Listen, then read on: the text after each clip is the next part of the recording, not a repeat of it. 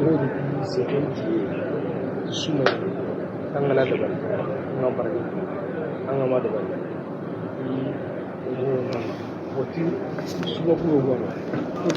sekanti yin kamutan a kasar wakilan wani fami ni ɲinin kali min kɛ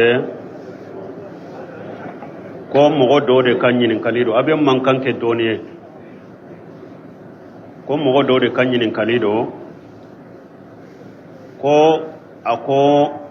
mɔgɔ fula ko mɔgɔw ye ɲɔgɔn sɔsɔ ko dɔ ko bɔnbɔsi ko k'a to ye ko sunna de do mais ni mɔgɔ min y'a di ko junubu t'i la ko ale y'a mɛn dɔw fana la ko a ko bɔnbɔsi dili ye haramu de ko juma ye sababa ye ninnu na namu bɔnbɔsi k'a bila n'u ko sunna n delila k'a fɔ yan n ko n'u ko sunna fɔ cogo caman de b'a la ni dɔɔnikɛbagaw ko bɔnbɔsi bilali ye sunna ye a kɔrɔ tɛ ko sunna min n'i y'a kɛ i bɛ baraji sɔrɔ n'i y'a to junubu t'i la a kɔrɔ t'o ye n'u ko bɔnbɔsi bilali ye sunna ye a kɔrɔ de ko tariqatu rasulullah ko ciden ka taasira ciden ka sunna ka taasira de ye bɔnbɔsi ka bila sɛbaw salafu salihu sɛbaw n'olu ko nin ye sunna ye a kɔrɔ de ciden ka taasira wajibi i m'a ye Anasi bun Maliki hadisa la a ko ciden ka sunna dɔn n'i ye muso furu bɔgɔtuguni furu k'a fara muso kelen b'i bolo i bɛ dɔgɔkun kelen k'a fɛ tile 7 sunna min filɛ nin ye a kɔrɔ de wajibi i k'a k'a fɛ nin sunna kɔrɔ de ko wajibi n'i ye muso furu min furula ka kɔrɔ e ye furu ko fara muso wɛrɛ kan ciden ka sunna dɔn i ka tile 3 k'a fɛ ani muso tɔ tɛ jɛ o la nin sunna kɔrɔ wajibi wala salafu n'olu ko sunna a kɔrɔ de ko ciden ka taasira min ye wajibi ye ciden ka taasira i kan i ma ya ka ca salafu ka istilahu la n'olu ko makaruhu a kɔrɔ de haramu donc sunna min ye n'u ko bɔnbɔsi bilali ye sunna ye u kɔrɔ de ye tariqati rasulullah u kɔrɔ tɛ sunna min ye musahabu n'i y'a kɛ n'i y'a bila baraji bɛ ye n'i y'a kɛ junubu t'i la u kan t'o sunna ma dɛ u kan bɛ de ciden ka taasira min batoli ye wajibi ye nko o de y'a to sannan kana ciden ka hadisaw ma majahabi 4 in bɛɛ taa sɛgɛsɛgɛ majahabi 4 in bɛɛ bɛn n'a kan Abu Hanifa Maliki Ahmad bin Hanbali Imamuna Safai u bɛɛ bɛnnen b'a kan u ma ɲɔgɔn sɔsɔ ko bɔnbɔsi dili ye haramu de majahabi 4 in bɛɛ taa kelen ka fiqhu kitabu ta i k'a lajɛ u bɛ bɛnnen b'a kan ko bɔnbɔsi dili ye haramu de a bilali ye wajibi de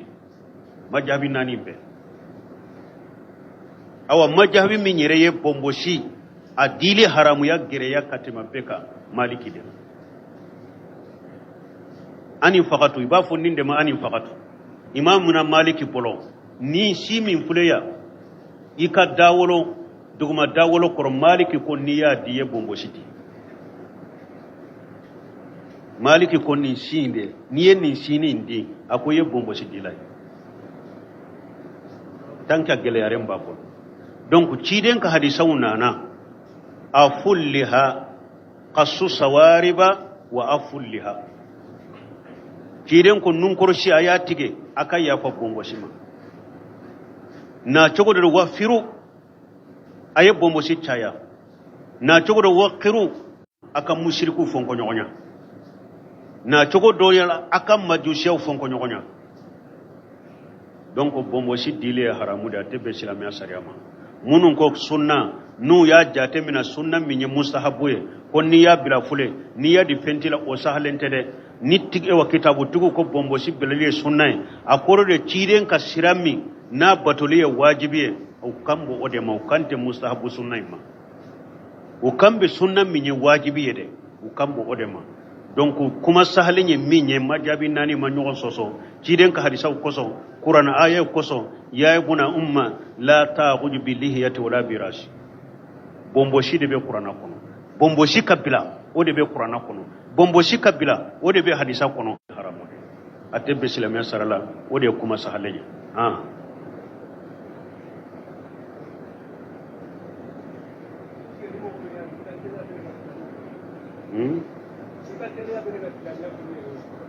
bon konni mogo min y'a di ka sera be mina ba folo la comme bunu semera mu Allah ko jinya fule cogo mi sisa nan ko ante mogo ka sera mina min ni a bombo si talante bombo si dila ka sera mina ako mogo jaman ka hakke be cinyade sera chaman be bi o koso hada madum bella hala minna donc ambe se ka u ka sera mina sino folo la silamiyat tumbe fanga bala wakati mi mogo min bi bombo si di ka sera temina isa mogo nini nani sere min nana furusiri fule sisa ambe furusiri la ujonyi ka sere ibe do yire la bombo si di len ni ko ito sere mina do ka furuna cinya dere donc o koso o darura o koso bunu semino ko ambu ka sere ya mina sino na ya suru silamiya haqiqa be bombo si di la uba jate fasiki de aka sere man ka mina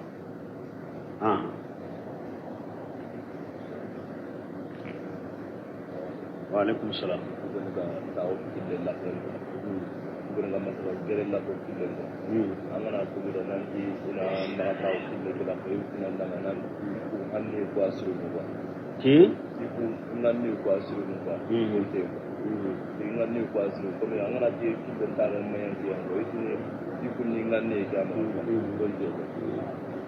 Bon, ko mogo dobe sigi sira dawla konno ko kana sigi sira dala ko ba fo ngannu abe nganyaw de bolo ulu kan nganya kany bon ambe min fo folo ci de nyere tile la yese go bali sira bawu da sigilila sebo ya ira ci de ma ko baro yoro were tambolo namma sigi yade awa ci de ko naw sigiraye aye sira ka hakke udama sira ka hakke yemu nya raddu salam ni mogo min temina yaw fo aya ka foli sagama wa qaddu li basar ani fana aka nyew jigi kabo haramu ko munum be teme sirafe aya nyew jigi kabo haramu ma kanu lajje wal amru bil ma'ruf wa nahy anil munkar ani sirate me bagawla na yeteme baga minye ay Allah soso doke aka bila sira na yeteme baga do me aparatu lembe herela aka bila sira donc ni mogo men sigira sira dala ni baro sigi yoro were ti bolo ni sira date ci den ko ka sira ka hakke duma ibe sira ka hakke udama ni ye sira ka hakke udama basite ika sira bada sigila me min ba fo ko abe ngania de bolo ni hada maden ngania nyana doro fari koro kene mara benya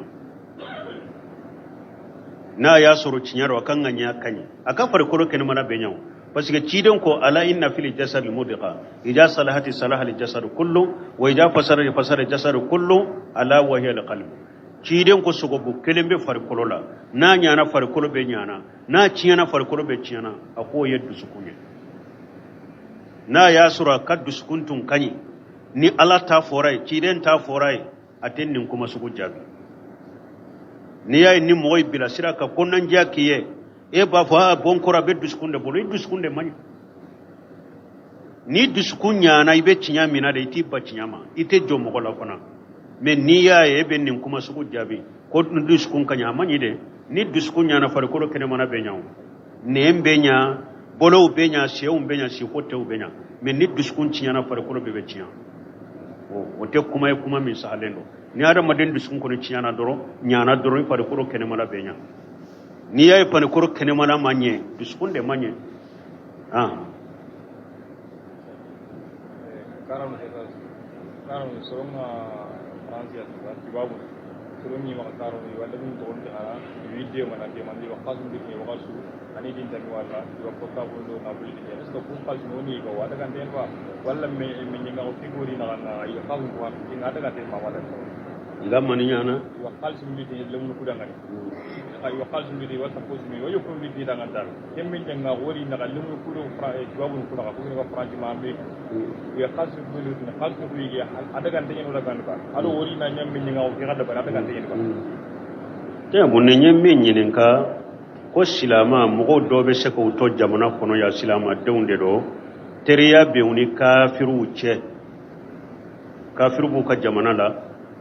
adobe sakki ucima ka kada ucima ka wore ucima teriya min bina ce adagare ka wori nunu minawa bo minye teriya e nyogon kanu dusukun kono wote daga silamani kafiri ce la tajidu qawma yu'minuna billahi wal yawmil akhir yuwadduna man hada Allah ولو كانوا آباءهم أو أبناءهم أو إخوانهم أو أسيرتهم إلى آخر الآية ala ko ite mo si soro ni mu'mini de do na be mo kanu minye ala soso ka ciden soso hari no kero fawde hari no kero dewnde hari no kero balmawde hari no kero ka kabila mo de utu kanu nyogon kanu ye haramu ye silamani kafirce wote daga teriyate daga silamani kafirce nyogon kanu te daga silamani kafirce men ni aye nyogon do barake nyogonya ni feuna aye nyuman kiye kakado kiye e ma kanu bisukun kono e ma mina teriye aye nyogon do yoro do la bara yoro do la aye kado kiye bashi tala ikamina ciren tumbe yahude ka kado mina uye falu bawdama uye bamuru dama yumina utumbe dumuni tobe kambite abeta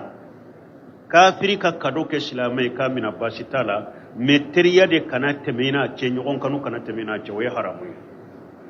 ate daga mu'mini islamai ka kafiri kanu dusukun wote daga ye wa alaikum assalam wa alaikum assalam wa alaikum assalam ono namla dende jamat nan duwa ko ella yalla ci dum della duwa na raba amana kan nan da na duwa na ci della la ko en ko nan duwa da mangana biram be na ngan halle ngana duwa da tebu aye nyinin kali nyinin ka sanan ka kan nyinin kali jabi an ka karamu ke bunu usaimin ko do be ke wakati be be kumola ni mo min be nyinin kali poshe kana salamu fo mi akoni mo min tado ye salamu fo ambi ka salamu mina mi ambi hakili jigi ako ciden kallada te ka ciden ni sebo to nyogonka nu ba nyinin ka uba nyinin ka de me ute salamu bila nyinin kali nye ni mo nana de adonna nka lebe sika salamu bilanka me an sigile nyogonka ni be nyinin kali poshe ka nyinin kali poshe kana fo ibe salamu bilanye salamu do yorote o yorola sebo no ciden sigile nyogonka nu ba nyinin ka ute salamu bila wale ka nyinin kali e minye ko yala ye ewa ikaso wa fatura ni ebe sallila isujudu to ibe se ka duwawin ke suye isujudu to wa ube ibe suyin ka duwaw bila ni tilala sallila de kire sallallahu alaihi wasallam ko jo ini ala ka suru yoromi wa isujudu to de akwa ye duwawu chaya ya kaka ala ba ujabi donc abe daga ye isujudu to e yere jinya heraw lagara hera abe daga ka be duwawu ke isujudu to ka duwawu ke bange bagay ube ka su wa fatura ka duwawu kai adagariye isujudu to nafila do fardado adagarai ka duwawu ke ika suye isujudu to bashi tola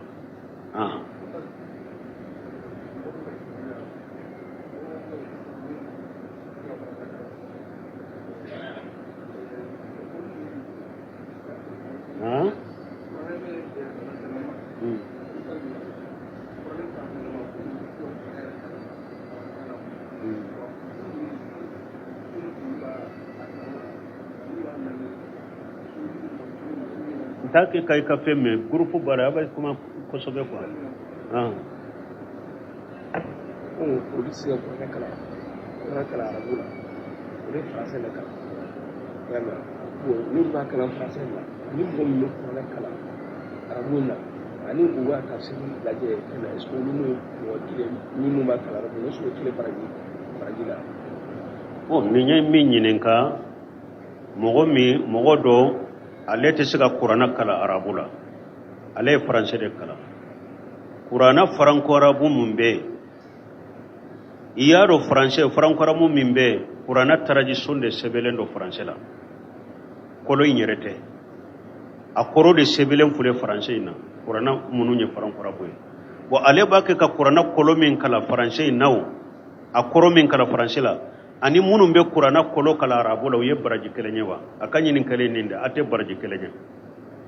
min be qur'ana kala arabu la o ba ke ka qur'ana kolo yere de kala kiden ko qur'ana harafu kele barajita ako alifu lam mim wote harafe de alifu haraf lam haraf mim haraf min be qur'ana kala arabu la arabu sabila ma musahafi kono nim ba kala nin togola nabe nim baraji soro ane min be taraji so in kala te baraji kelena parce que ye qur'ana koro de kara ema akolo kara ate baraji kelena de ite jate komi mogo min ba ke ka qur'ana kolo yere kala mais ifana be taraji so min ka kala ka koro famu ibe baraji do soro ibe hera dola mais qur'ana kala baraji te dima boy ka qur'ana kolo de kara arabu kayna Malami o olu sigireme ko jamana ni la ibi kenu ga mogo de ka ku bala la suno konna la ko mo ti dum to est-ce que kanga olu wara min duma ka ku no olu ta duminge abe barro go ma ga do olu ko wara ndi de bewa ku wara duminge su ti duminge ko dobe konko komi sungalo do silamaw be sun mais ba soro kafiri dobe e bolo barala bo ete se ka dumuni dama sungalo tile kono mais be wori dama ko akata dumuni sa aka dumuni ke sungalo tile la obe chokodi a haramu yalendo sungaro tile la ni hari kafiri de be barake e bolo e ka wori dama ko akata dumuni nyini saka du haramu do ate daga yede parce que sungalo yin suni wajibra ale yere ka kafir yere ka kake aka kafira de ya to ate sika ke aja ko lim bale yere ka da ka islamiya aka su me tanka maslamiya de hari na sunna alam makota ka sunna kafira de ya to amasu a wajibra de ka islamiya de aka su donc ate daga ka deme dumuni la sungalo tile kono mogo sikana mogo deme dumuni la sungalo tile kono ate daga ye wala taawanu ala al-ismi wal udwan akana nyogon deme junubuni ya dala ate be hari doni ke bawo yayira ujura to munumbe sungalo kono ujura be mununna mogo ka ujura bangalente doni ke bawo yayira sungalo tile horoma tangali koso kana mi mogo nyana kana dumuni ke mogo nyana min wujura bangalende re binni mogo yaye o ba fo nin koni nin tesika so nin ye bana bagatoy wujura ben nin bolo nin be se ka dumuni ke mogo nyana haro wo yere na ye mogo gase sigi ka dumuni ke yoro la mogo ta yoro mogo de kany me mogo ka wujura bangalente doni ke bawu yayira kana mi mogo nyana hari ni be mi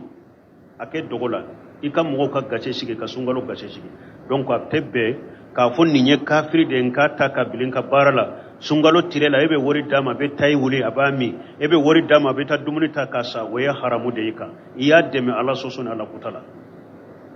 donc nabi ka baraka ke barake drome kele kana dumuni dama tile kono kana wori dama ka dumuni sa ayere ka kafiriya ba bila dumuni chogo minna kata dumuni ke kana deme wode sharia yika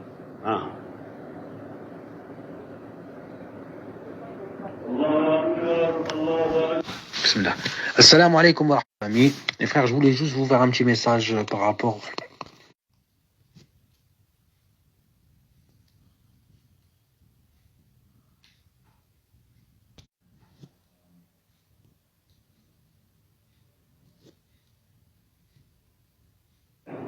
Avec continuer ñinin kale wala ni eri to la militi duru be minaw fara ñogon kan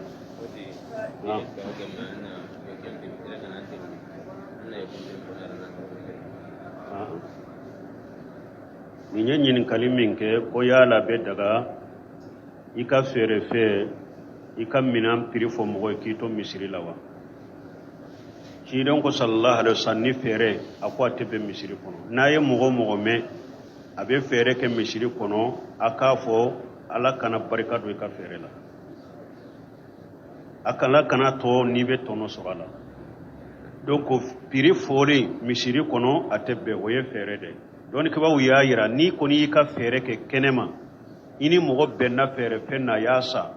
ika juru bala na kisoro misiri kono ki ka juru di ma basi tola me fere kuma kana fo misiri kono pew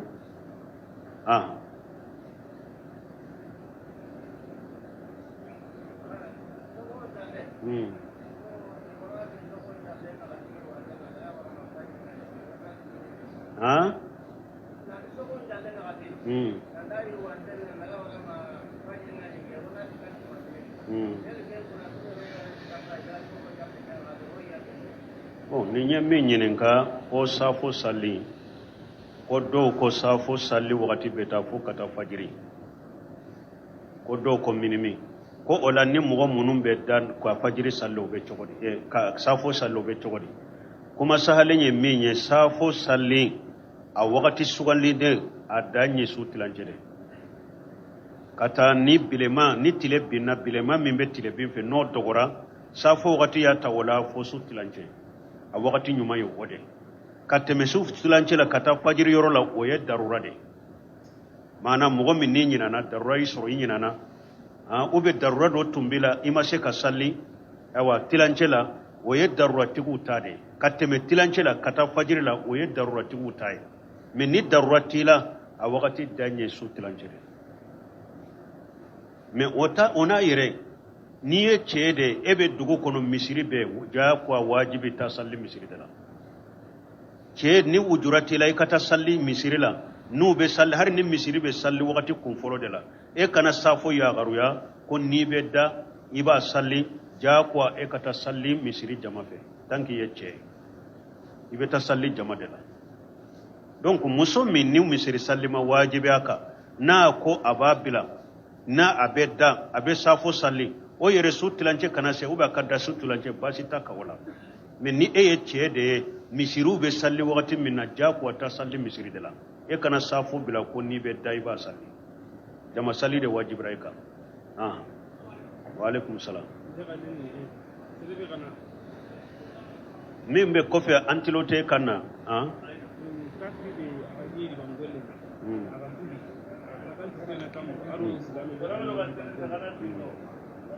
bon kon kafiri min kafiri de tun do a tun bɛ iriba baara la a tubira o bɛ kɛ cogo di ni mɔgɔ tun ye kafiri de a bɛ iriba baara kɛ n'a silamɛyara aya min an bɔra la qul lilladhina kafaru in yantahu yughfaru lahum ma qad salafa kafiri tun bɛ junubu la n'a tubira n'a a donna silamɛya la a ka junubu min tɛmɛna Ala yafara la donc n'a tun bɛ riba baara kɛ kafiri de tun do a tubira ayiwa Ala b'a ka tubi minɛ hari a ye riba nafolo min sɔrɔ a sagili ta kan a ye riba nafolo min baara k'a to kafira la n'a tubira a dagara a ye a sagili ta kan Ala ko a yafara ale ma mais ni mɔgɔ min ye silama de ye e ye silama de ye e b'a dɔn riba ye haramu de e ye riba baara kɛ ni e tubira e ka tubu dafalen riba nafolo in bɔ i bolo a di mɔgɔ wɛrɛw ma ou bien i ka siraw dilana k'a dɔn hɛrɛ ko le ka kisa ma bon n'a y'a sɔrɔ i tɛ se ka kari a bɛɛ kɔ balo cogo t'i bolo komi Cheikhul Islam Ibn Taymiyyah a ko i k'i ka balo hakɛ ta ka bɔ a la a tɔ i k'i yɛrɛ ɲin'a ye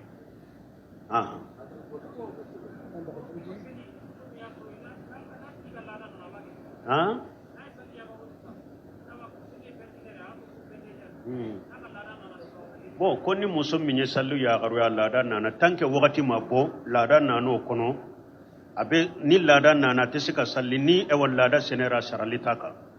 parce que toujours a bɛ wagati la a ma fara tant que wagati b'a la a ma fara misali la de ni muso min ye safo wagati yagaruya fo su tilancɛ tɛmɛna o kɔfɛ de a ka laada nana la n'a sɛnɛyara a bɛ nin sara parce que a fara tora mais n'a y'a yagaruya de su tilancɛ ma se laada nana la wagati de kɔnɔ ale ma fara tun donc a tɛ sali ni wagati a sɛnɛyara fana sarali ta kan parce que ale ma fara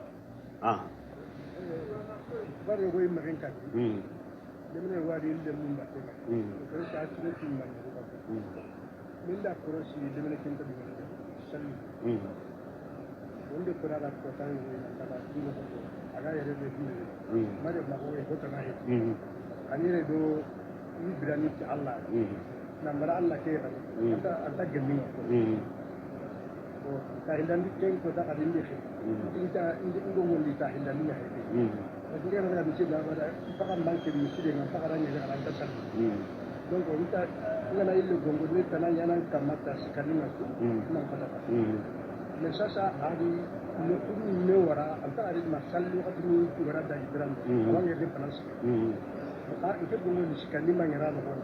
to yala kita ari kita ko to gomen tunawure ko go ni sikani meri hina ibi na ko meni yana sasa bara wa ko ina ya wa inta kasalli ni ngi wala kita salli na ni sallu katini anta sallu katini anda yena ka do ko kebe nan ko meni yana ke te munniye aka yere komin ba yere kun ka sokono ako den do de ba bolo kamalen do de ba bolo aba mara ala kama kala dumuni me aya koroshi ate salli ale ye kankari da isnya fulo ka kankari da isnya fulana ko aka salli a tusura masalli aya foya ko ni nye kankari da sabana da faraye ite salli mbigede ako sisa ya ke yerede salli wakatun yerede ate yeso kono puru ki ba sallima salli wakatun yerede ate yeso kono ate dumune ke donc ale kankan mun ke sisa bon ni sugu tanke i konanja kai i seko kai i deserala ama boila ge akata ama boila salli bali ama boila parce que ni islamiya sariya be ni mogo anye konanja ke ki ka salli i banna ka salli pewde ambika kolla se silamanya madema qadiu ambika kota ki ka kolla se odema ulubinya mariya ka salli ni ma salli bi faga odi asariya me tanke ni oteya e deserala ate salli agge ka boy ka sokono abeta yoromi akatai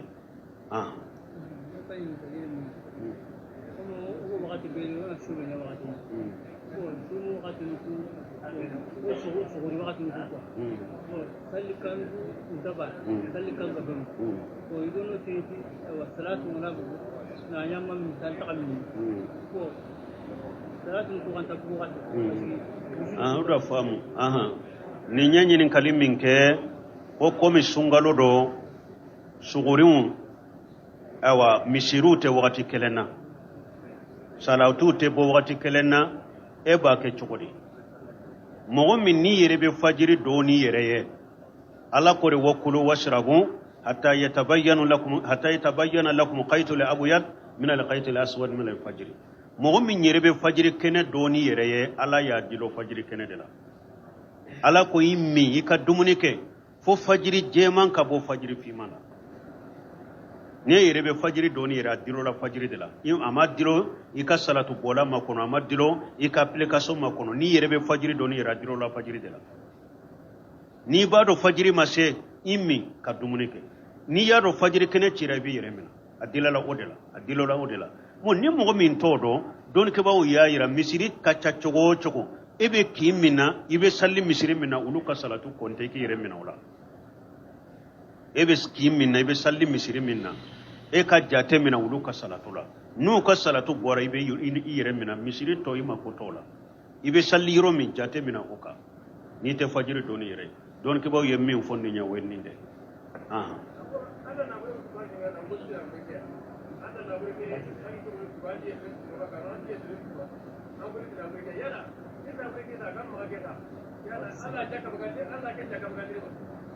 bo ka juruta banki la chogode anya fo ni riba nafolo de do anyo de fo ibe tubi ka bola re ni islama iba sage ka boy bolo ka do hera ko la donc ni re ya do balo chogore ti bola nya fo chogo mi don ke ba ko iki kam nafaqati balo haketa la to iki yere nyinala haramu nafolo jakate bo inna allah tayyibu la yaqbalu illa tayyiba subhanakallah hayya 'ala al-falah